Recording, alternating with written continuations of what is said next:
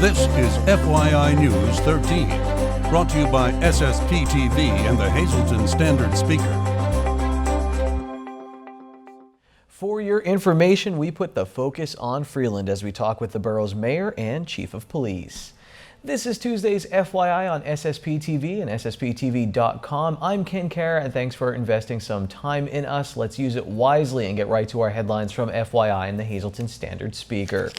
A Hazel Township man is in jail, unable to pay bail set at $1 million after materials to make a drug called MDMA were found in his home, according to state police. Yesterday, we told you about activity at 500 Ridge Avenue in Hazel Township. That's the residence of 32-year-old Martin J. Kelly, who's now at the Luzerne County Correctional Facility. He faces felony charges of possession of precursor, risking a catastrophe, and 2 counts manufacture, deliver, or possession with intent to manufacture or deliver a controlled substance. MDMA is also known as ecstasy or Molly. Kelly was arrested as part of an ongoing investigation. West Hazleton Police and State Police from Troop N in Hazleton assisted. Several local fire companies were also involved, and they shot water on the residence. The reasons for that were not clear. One block was blocked off in the area, and according to court papers, with the production of MDMA, there's a possibility for explosions and other dangers. Amanda Chrisman followed the story for the Standard Speaker and has full details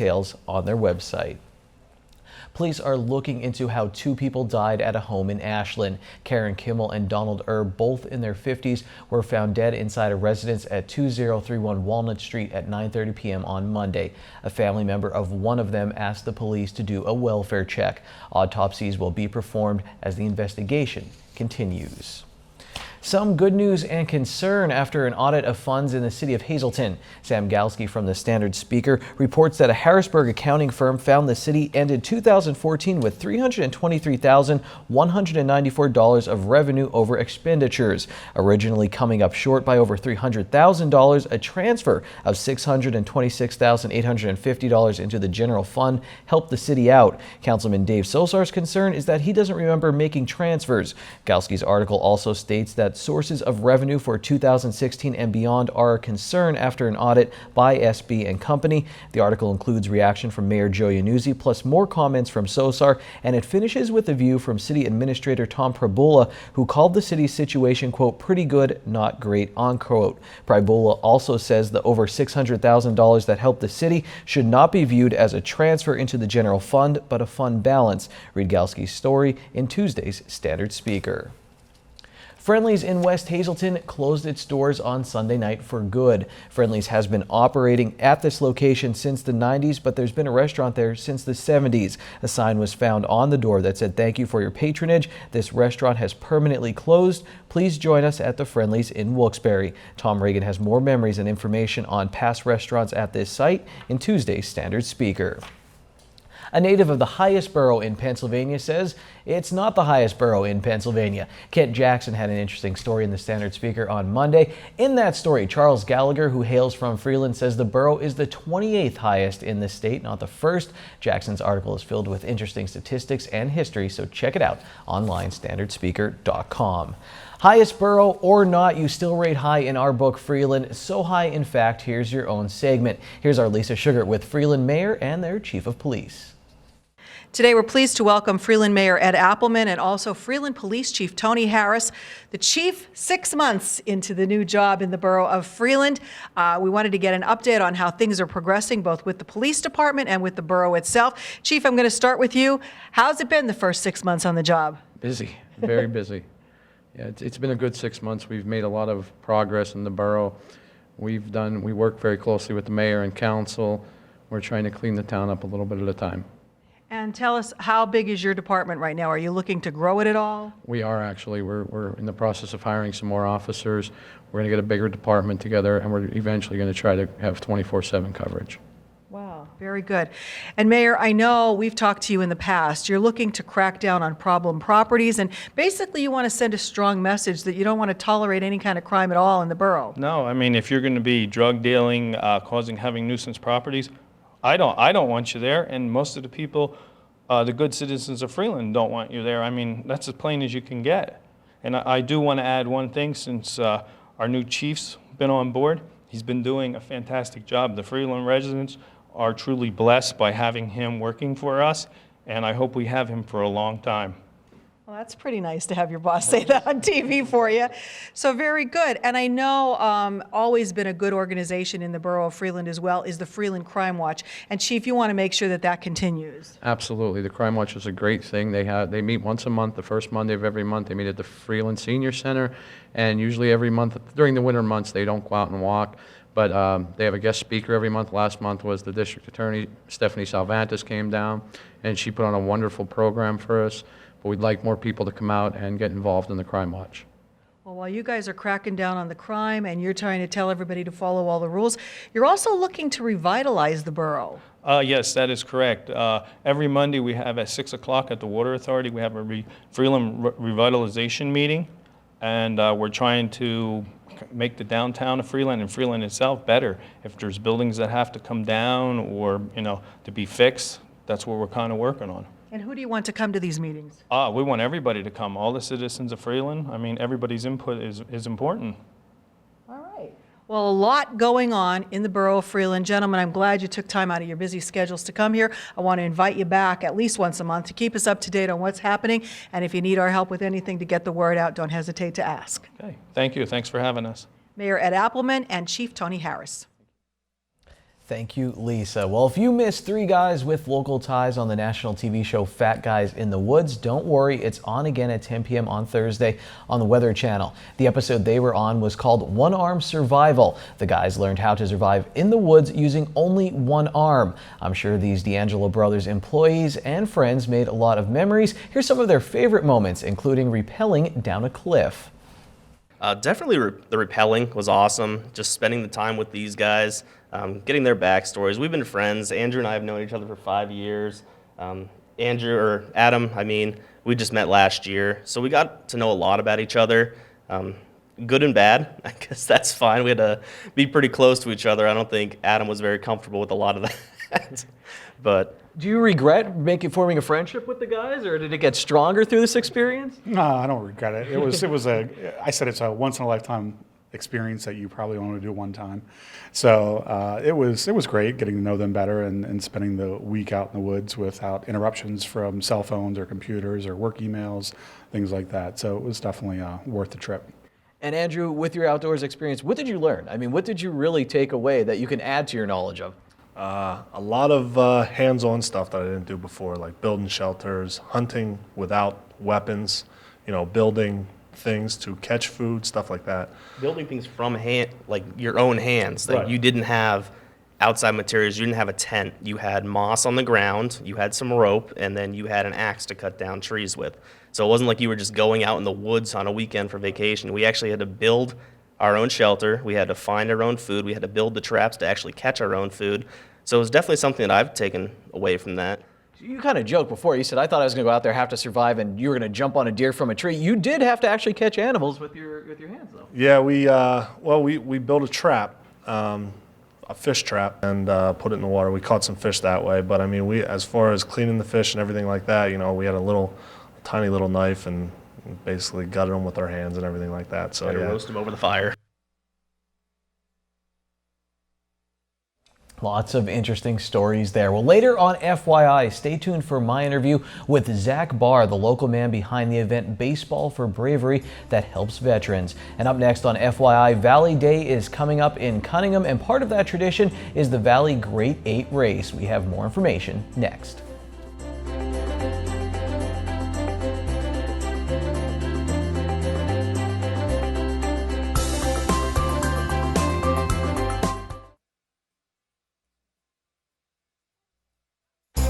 This is FYI News 13, brought to you by SSPTV and the Hazleton Standard Speaker.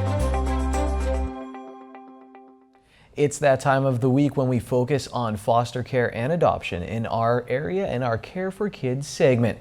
There's a ton of interesting information on Brandon's Forever Home's Facebook page. They post fascinating local and national articles with information on foster care and adoption. Plus, you'll find out what's going on at Brandon's Forever Home. For example, recently there was a karaoke party for the kids.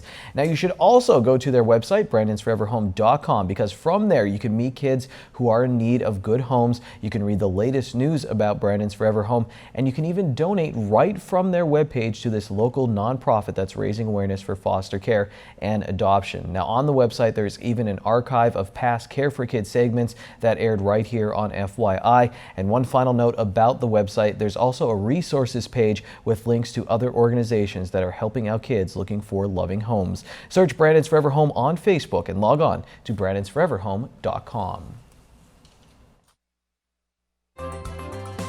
Time now for FYI News 13 weather. FunFest banners are up. It won't be long for downtown Hazleton. I'm looking forward to redemption in the tricycle rake. Embarrassment last year. Before we get to the weather, I've been feeling the heat, and I know that's even with my new haircut, so I could bet man's best friend is feeling it as well. Remember to limit exercise for your dog on hot days. Provide lots of water and shade. And here's a tip from the Humane Society of the United States I didn't know. Don't rely on a fan because dogs sweat mostly through their feet, and fans don't affect them as much as humans. Interesting. Now on to our local forecast from the National Weather Service. For more tips, by the way, go to humanesociety.org. Tonight, mostly clear or clear night with a low around 62 degrees. On Wednesday, extended forecast now. It's going to be sunny, getting up near 90 degrees. Wednesday night, partly cloudy, will get down to 67 degrees. On Thursday, 60% chance of showers and thunderstorms. We'll have a partly sunny day overall with a high near 86 degrees. Thursday night, another 60% chance of showers and thunderstorms. We'll get down to 63 degrees. For our Friday, it looks sunny with a high of 83 degrees. Friday night, mostly clear, a low of 61. Saturday looks nice and sunny with a high near 85. Saturday night will be clear with a low around 62 degrees. Tonight's weather is brought to you by Valley High, the area's oldest ice cream and fast food restaurant. Stop on in for a cold treat including our ice cream and yogurt, or some hot food including our burgers, hot dogs, fries, and much more. That's Valley High, Route 93 in West Hazleton. Treat yourself today. The Valley Day Grade 8 race and 5K run will be taking place in our area on August 1st in the Cunningham Valley. And what would the race be without wonderful support from the community, including the sponsors, which include the Brass Buckle, the famous Brass Buckle restaurant on Main Street in Cunningham. And here to tell us about why he so loves the race and the area, the whole area of the Valley of Cunningham, is Jerry Sywell, the owner of the Brass Buckle. Thanks for being here with us today. I appreciate it. Thank you for having me. Absolutely, the CVCO, Cunningham is, been in my blood. I've been there forever. The Brass Buckle is was actually originally named the Cunningham Hotel. It was built in 1805, so it's pretty neat. It's always been there. So, of course, with a name like that, you have to take care of the local. Most towns are fantastic because they have the small parades that everybody loves to go to. They have the swimming pool, and Cunningham has all that. And it wouldn't be that if it wasn't for, the CVCO. There's so much they do, the Halloween parades. And I have children. They love to go to the parade. They love the pool. They love the park. So, of course, when the CVCO came to me and said, hey, we're looking for a sponsor with the CVCO and the Grade 8 race, which is going to help the Valley Pantry as well as the CVCO. Of course, I said, where do I sign? What do we have to do? Well, that's nice because we need the support of businesses like this to make all things work in all communities. So this is really an important event because it will raise a lot of money to help out those in need in the Valley area. And the CVCO, in case you're not aware, is the Cunningham Valley Civic Organization, which puts on all those big events you were talking about, like the famous Halloween parade and the Shooting Stars basketball program and various things. So why is it so important to you? I know it's tugging at your heartstrings because you're part of this community for so long that you want to make sure they succeed and that everybody gets the help they need, those in need in the area. Well, I have a 21-month-old little girl, and I have another baby on the way, so they're going to be growing up in this area, and I want the Cunningham area to be the way it was when I grew up. Valley Day was always special. We'd always go down there. You got to eat, drink everything from a farmer's iced tea to, all the different great foods in the area.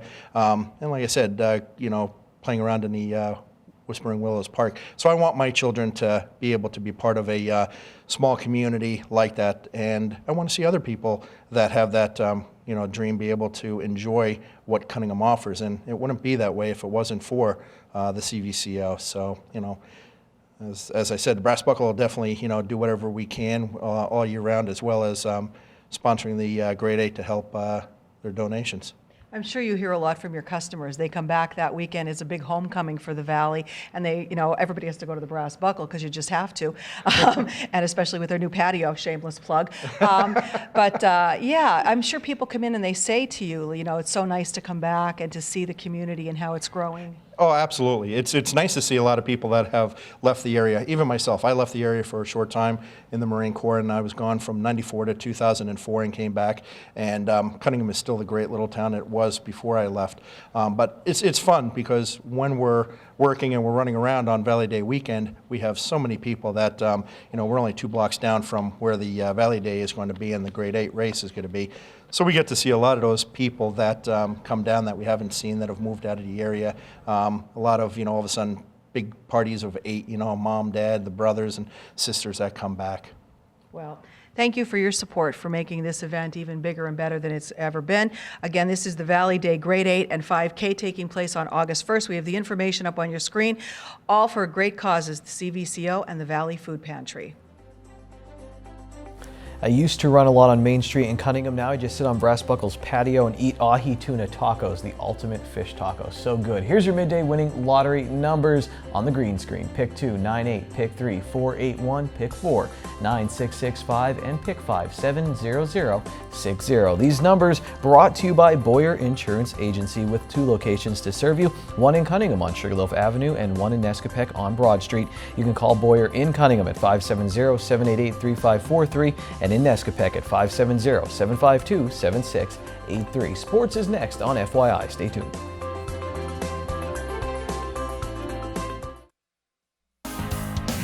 This is FYI News 13 Sports.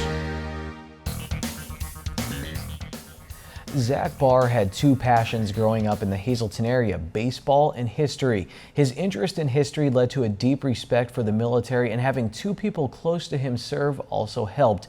His cousin Amanda married Master Sergeant Paul Karpovich, and after he was killed in Afghanistan, the Paul Karpovich Foundation was established. They held an event in Philadelphia every year to raise money for the foundation, but it got to be a lot of work. So for Zach's senior project in high school, he combined his passion of baseball and history into a baseball tournament called Baseball for Bravery, and that would raise money for the Paul Karpovich Foundation. Here's an interview I did recently with Barr. Tell me a bit about the foundation. You said Amanda knows some soldiers, vets who really need this money. It goes directly to them. She knows them personally. She visits them. I don't know how frequently, but it benefits them in their everyday lives. They can't live normal lives like us because of their injuries they sustained in the war.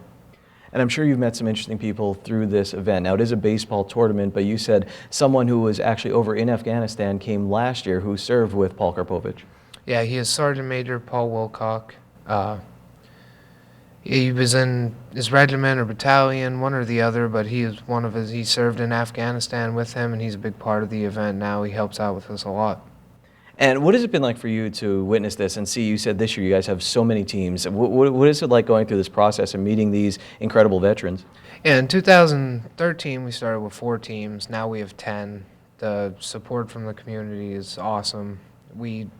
People want to add even more teams, and we can't just because it's a one-day event. But everything, I just want to help the veterans as much as I can. My love for it, I just want to help them. We owe them everything, I believe. And so what can people do the day of this event? Now, you said they can't come out and play baseball, but what can they do to support this? In these coming weeks leading up to the tournament, we still need donations such as tricky trays, or you can mail monetary checks or lottery tickets of $1, $5, $10, or $20 that will be in a big lottery basket for a grand prize tricky tray.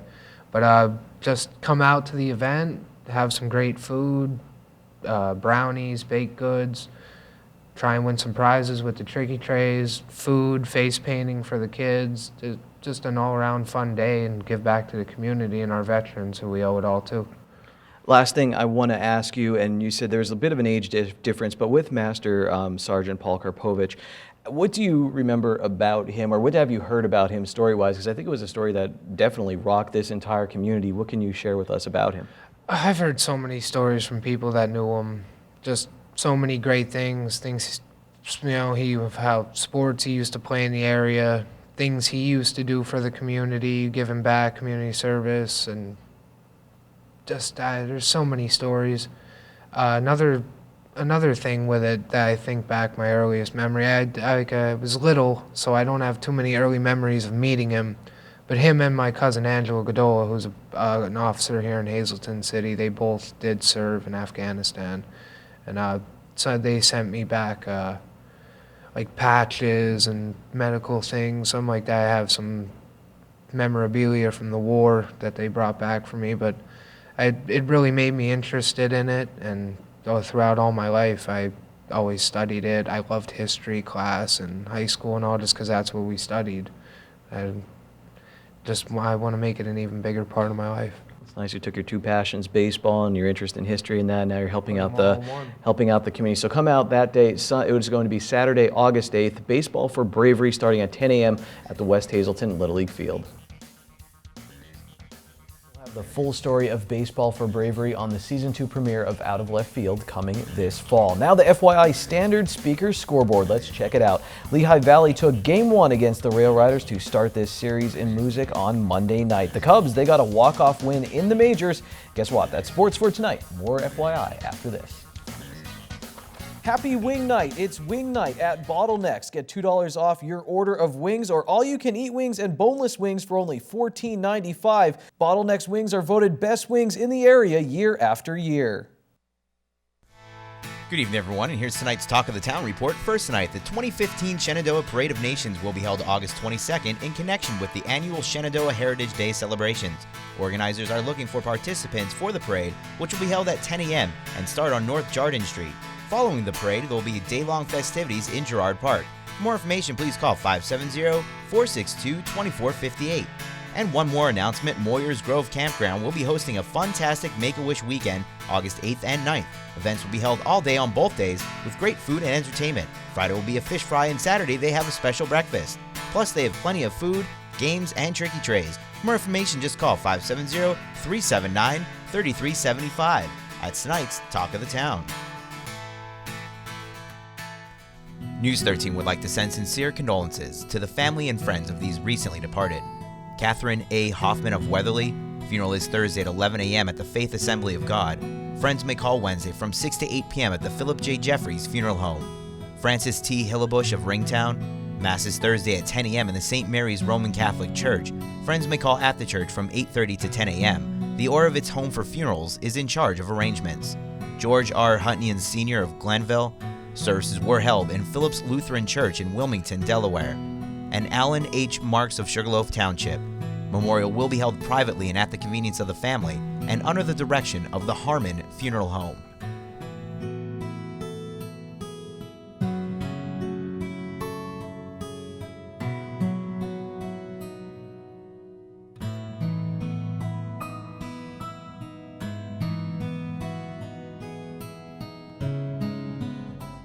Come back and watch FYI tomorrow. There's an expanded Dave Day. We talk a lot. We talk Little League Baseball, college football, and much more. Until then, take it easy, everyone.